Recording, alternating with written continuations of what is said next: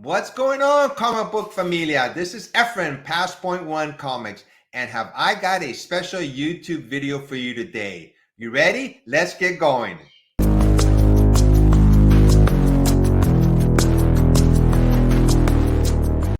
Hey everyone, it's Efren, Past Point One Comics, and I have a special guest with me today, Al Madrigal, creator of Primos, a comic book. How's it going, Al? Awesome, man. I tried. I woke up super early this morning. I woke up at 5:25 because I went and played golf, and I'm not a good golfer, but I'm trying to get out and walk more. So it seemed like why not play a game along the way? So I took up golf during COVID. Highly recommend it. It's like a long walk with your friends. Yeah, I look like a mess. So apologies to all your No viewers. worries, no worries at all. I used to play golf, but I gave it up a couple years ago. I go to that links every now and then, just to the practice range, just to shoot, hit Yeah, some balls every now and then. just be outside and walk around. Yeah. So we're gonna talk about your book, Primos, a Please. little bit later on. Of course, I looked at the book when it first was available at advanced orders, and the minute I seen Primos, I said, I'm there. Because primos means cousins in Spanish, for those of you who don't know. And anything, with Hispanic, taste to it, or, I It's your gravitated towards wheelhouse, that book man. Like immediately. that's your two worlds like merging together, and then the fact that it's a San Francisco thing, like you got to be fired up about that. Yeah, speaking of San Francisco, of course, I looked you up and I see that you were born in San Francisco, and so was I. I'm wearing my Giant shirt for you. No, So, thanks, man. Yeah, it's rare to meet people from the city. yeah. And then I started looking a little bit more into you. You were born on July 4th, and I was born in July 4th, but about 11 years earlier than you. And you went to a Catholic high school, St. Ignatius, and I went to Reardon High School in San Francisco. Where'd you go? This is the question for everybody who goes from San Francisco. Where'd you go to grammar school? Oh, I went to his grammar school. The school closed down already. It was in the Mission District. It was by Mission and Shotwell, I believe it was called Immaculate Conception Elementary School. They merged with St. Anthony's School. Well, So, Mission and Shotwell run parallel with one another. yeah. And so St. Anthony's, I'm trying to figure out where they were. I used to do Big Brothers Big Sisters, and one of my kids was on Shotwell. Mm-hmm. That was a rough street. Do you know that the public school right down the street from St. Anthony's? It's a different name now. My I wife think is it's, a teacher, and she taught down in Bernal Heights, and so we were okay. all around there. My favorite, this comic book, bringing it back to the comic book, started because of this conversation right here. I was doing a podcast called Comic Book Live in New York when I first got on the Daily Show with Jon Stewart. I Sure. looked over, this guy who's the other guest on the podcast had a picture of his son playing basketball. So I comment on that because my son played basketball, and I go, my son also plays basketball. Then he takes off his jacket and he's got a T-shirt that says San Francisco. Okay. I go, you from San Francisco? I go, I went to SI. He goes, I went to SI. We both have the same. We love La Taqueria on Mission. Yes, on 23rd and Mission. I think it's 24th. Okay. And best. It was rated best burrito by Nate Silver in the 538. So Yes. that became packed. But it really is the best burrito I've ever had in my entire life. Like no close second.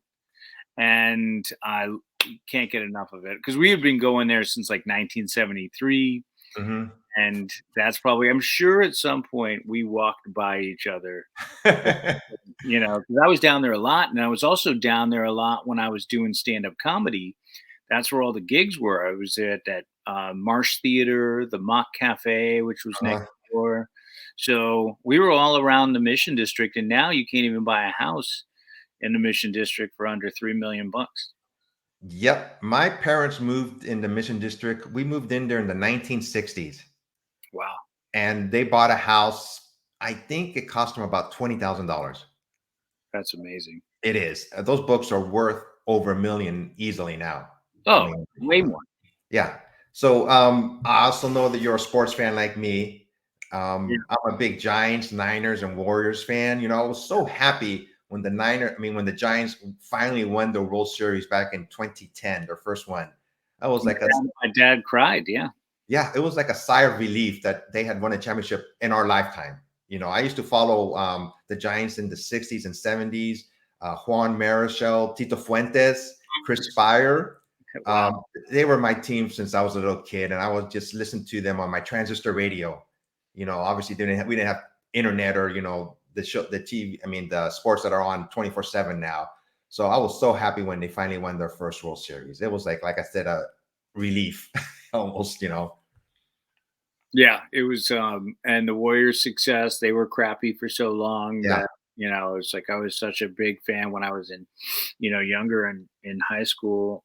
And they were, we had that little glimpse of Run TMC. Oh, yes. Other than that, yeah, it's so this all came about because of this conversation. Axel Alonso, who was the editor in chief of Marvel Comics, was a San Francisco guy. Yeah. So we were talking about La Taqueria. We're talking about he went to I believe in 1982, Mhm. graduated. So he was on the other side of the park. He's half Mexican, just like I'm half Mexican, and we Mhm. started talking about the lack of Latino representation in comics and just the fact that you don't see any Latino superheroes. And so we decided to do something about it. And once he got to his new company, AWA, we made it happen.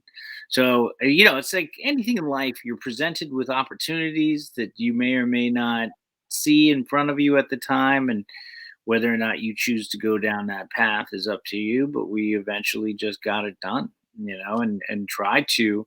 I'm not do something unique amongst comics. You haven't seen book 4 yet, Yes. but it's really all about ancestry. It's about this power within that becomes awakened by this ancient relative who shows up at this kid's doorstep and says, "Hey," who by the way just took drugs at a party, and now he's got his ancient Maya uncle in his living room telling him that he's the world's most powerful sorcerer. Yeah. So speaking of primos, why don't we get into it? Yeah. Give Sure. me a second here. All right. There it is. So first of all, obviously, stories by Al Madrigal and Felipe Flores and everybody else. If you want to talk about these people, how you got them all together to get the book out there. Well, Felipe's, we were sort of working on another idea, and then um, transitioned to this because Axel wanted us to pivot, so said it would be too tough. Then started talking about this idea. So he's been helpful. He's an amazing artist. So he did all of the album art from my most recent hour special, I think, that I did when I was on I'm Dying Up Here. I think it came out in 2017. And he's just an incredible artist. You could look him up on Instagram, Felipe Flores Comics, and he's incredible. So we sort of talked about this, and then I did, most of the heavy lifting on the writing and would consult him for story. Carlo Barberi is the real coup here. He's based in Monterrey, Mexico, and such an incredible artist. I've gotten to talk to him several times, and obviously, if he has any questions about anything, he hits me up. But um, he's done Deadpool, Spawn, he's just he does such an incredible job interpreting some of the things that I describe. So how this process works is that I lay out panels and description and dialogue and captions, and he takes all of that and interprets it and does what would be like the camera angle on that particular frame and panel. So he's amazing. And then the rest of the folks are just really the people that Axel put together. Um, the Dave Johnson, who did this. I think is this issue 1. This is from issue 3. Oh, okay. So Dave Johnson did this cover, and then that's right. This is the spaceship. Yes. Out of the Yep. prison. And then letterers and colorist Brian Reber, I think, has done all of ours, and I'm very lucky to have Axel Alonso putting all these people together through AWA Upshot. So it's helpful to be friends, really good friends with the guy that is the editor in chief of the comic book company. 'Cause he got Did all that.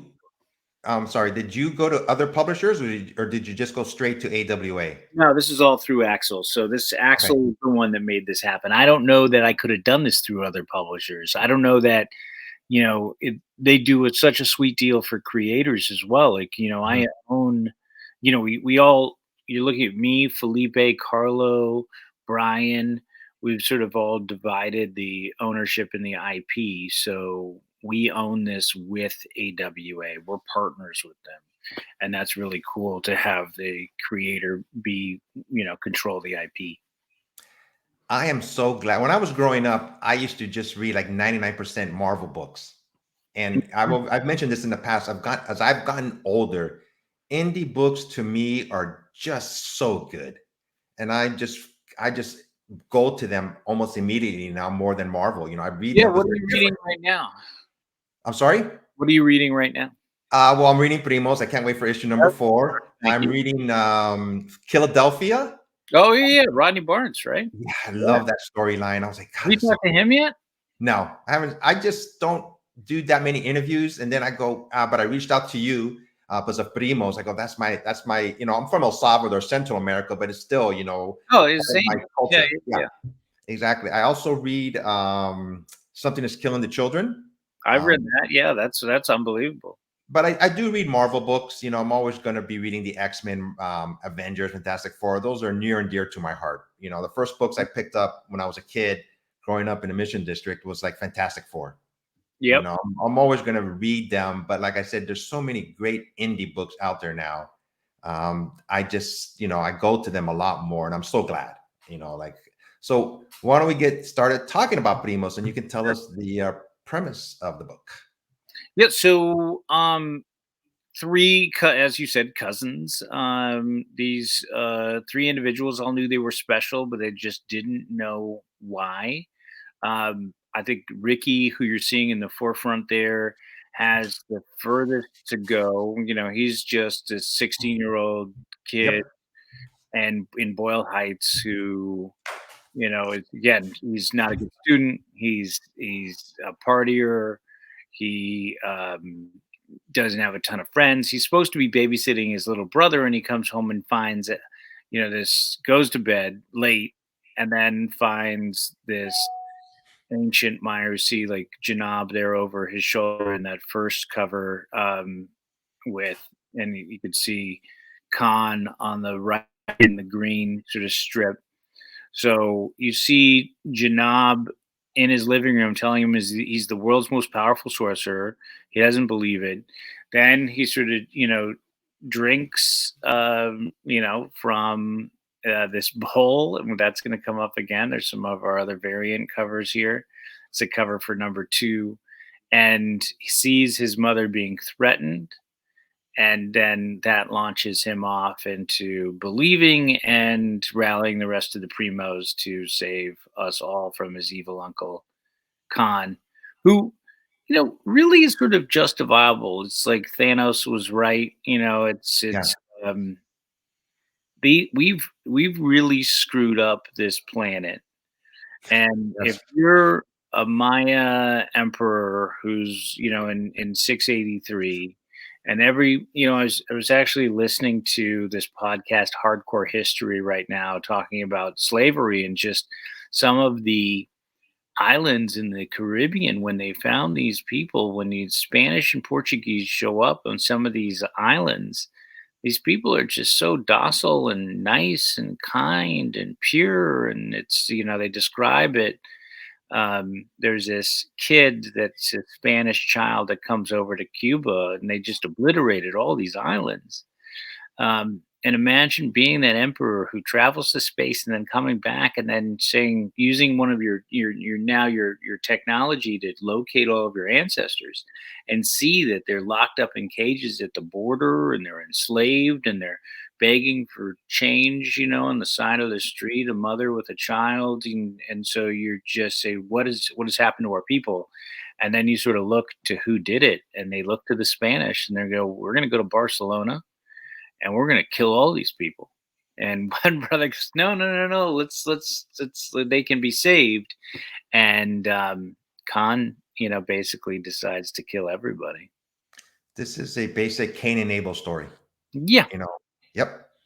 So, how did the three cousins, Ricky, Gina, and Javier, are they kind of related from anybody in your family? Did you pick these characters? No, I always like the idea of this badass vigilante Mexico City cop. So that's Javier, and I love any Joseph Campbell hero's journey, and so we're gonna see, and you see that in Star Wars, finding this young sort of Jedi and young apprentice, in Ricky.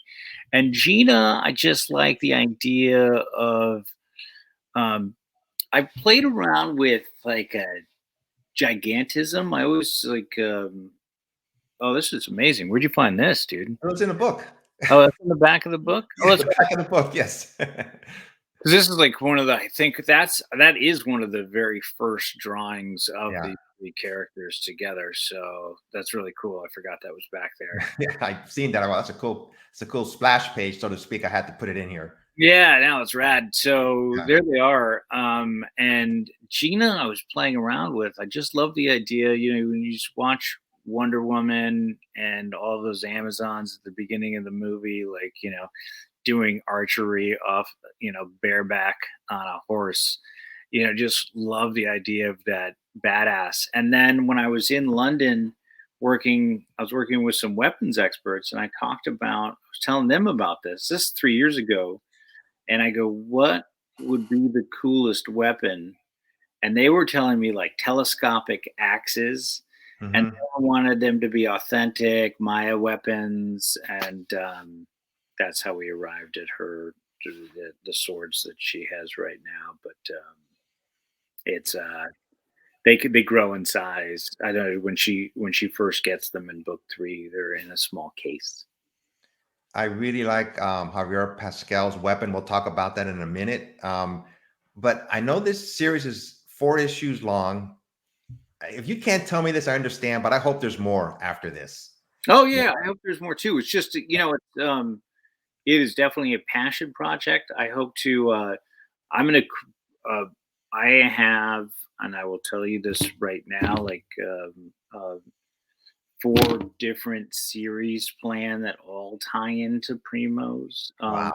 There's a much bigger world here, um, and yeah, I can't wait for everybody to see it all. It's I want to start one, my superhero family, and I'll work with Axel and figure out the exact years, but bring it back to 1989. And when we're talking about why not set it in the Mission District in San Francisco, since that's where we're from, and have a Mexican American family that gets powers. So I have that story all worked out, and then I'm going to set up. I have these 4 sisters who are assassins, and then working on another book just dedicated to all of the bad guys that will roll out in this universe. So one of the books is going to be based in San Francisco. Yeah, I hope to. Yes, Nice. we'll see. I think it's there's a lot of you know I guess a lot of Marvel characters have found their way in the movies up to San Francisco, but Yeah. none in the Mission District, none on Shotwell. If you want to throw my name out there in one of your books, you got my permission. So I know when I was reading the books, if you do continue with Primos ongoing after the 4 issues, there may be other Primos, if I read it right, because he just picked Janab just picked these 3, but there may be more out there, correct? Correct. Yeah, Yeah. there's a ton. There's they in books 5, 6, 7, and 8 will track down some more primos to help us out. Nice. So, going back to San Francisco a little bit, I don't live there anymore. I moved to San Diego about 30 years ago, but every time I go visit now, I'm not used to the temperature anymore. It's always cold to me and overcast. Growing up there, I was so used to it, but now when I go visit, I'm going, man, I'm not used to this weather anymore. you know? Yeah, yeah. It's like San Francisco's everybody's wearing a jacket and Yeah. shorts. It's like, Did you ever go to games at Candlestick Park for the Giants? oh yeah, all the time. Oh man, that's Yeah, was the that weather there was horrendous. But yeah. it was good times going to the games. But at the same time, it's like, man, it's freezing here, and the wind. You know. So let's go on to this. I took this one scene. I think it was issue number one when Ricky and his brother Lorenzo first met Janab, and this one scene when he says, "My brother's got a chancla." This made me laugh so loud. So I just remember chanclas in my childhood. With my mom hitting me with a chancla every now and then. Yeah, he's got a chocolate and he's not afraid to use it. Yeah. So Slap this, you silly. My brother's gonna slap you silly with his chocolate.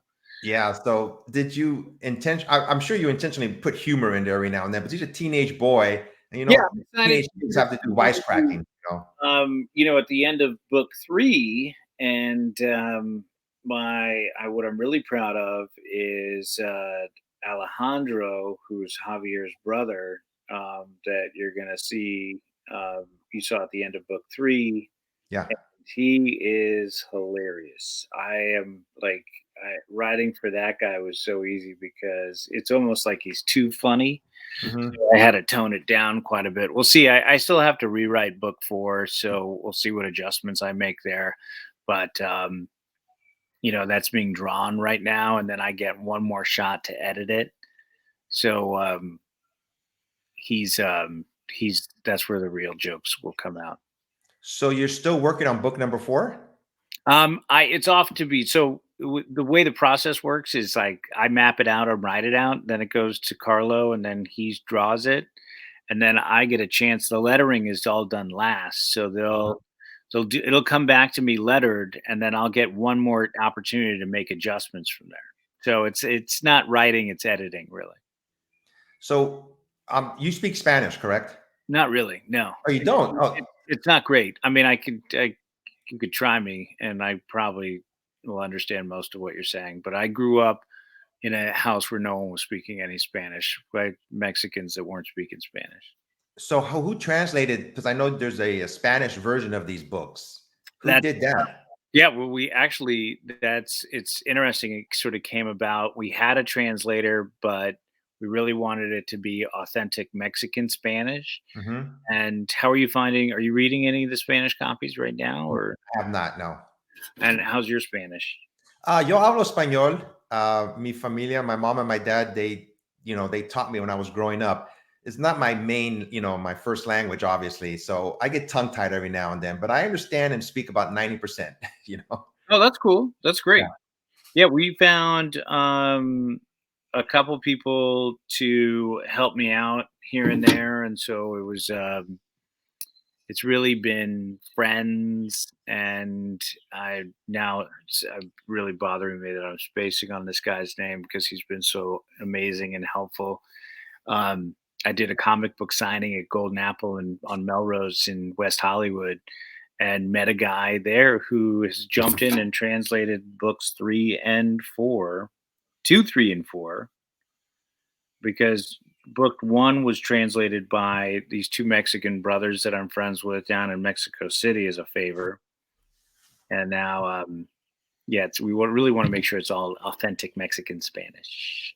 So when you wrote it in English and they transcribed it, did they give you any input? Like this word would make more sense in English, so we can translate it into Spanish? Yeah, we work hand in hand. So I'm not trying to. I'll make those adjustments so we can make sure the translation works, and they'll run any distinct changes or things that don't work at all by me. So I forgot to ask you, is Primos your first comic book that you ever written? yeah, yeah, yeah. This is Yeah. number one. Yeah, and hopefully the first of many. Like I said, I want to roll out. I have 4 more series, and then continuing Primos. It's going to be a lot. Nice. I can't wait to look. I'm so looking forward to reading whatever comes out, Primos and afterwards, So I have one more picture I believe I want to show you. Yeah, this is Javier's weapon. And I was like, this is the most awesome weapon. How did you come up with this idea?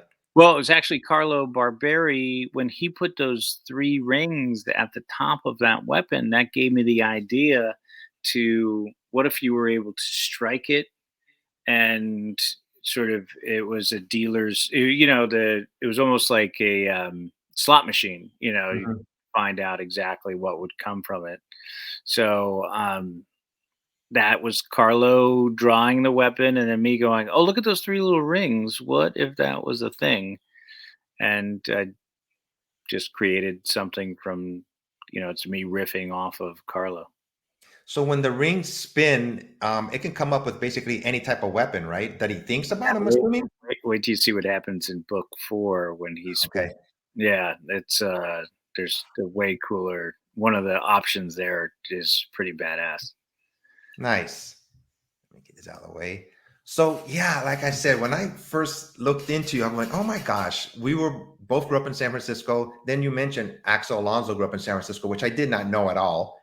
And then, like I said, we were both born on the 4th of July. I was born like 11 years earlier, though. We Mhm. both went to Catholic high schools. I told myself, if I do only one more interview for the rest of my life, this is the one. Because Well, I think we were I meant to meet. appreciate you reaching out, and I'm so happy to spend this time. Like I got a jam right now, but Okay. I'm just like I can't appreciate tell you how much I appreciate the support. It's Yeah. thanks, man, and yeah, it's meant to be. Yeah. City guys who are into comic books that you know love it. Born on Yep. the 4th of July. Born on the 4th of July. So once again, thank you, Al Madrigal, for letting me interview you. I'm going to put a link to his Instagram page in the description below. Everybody be safe until next time. Take care. Take care, everybody. Thank you.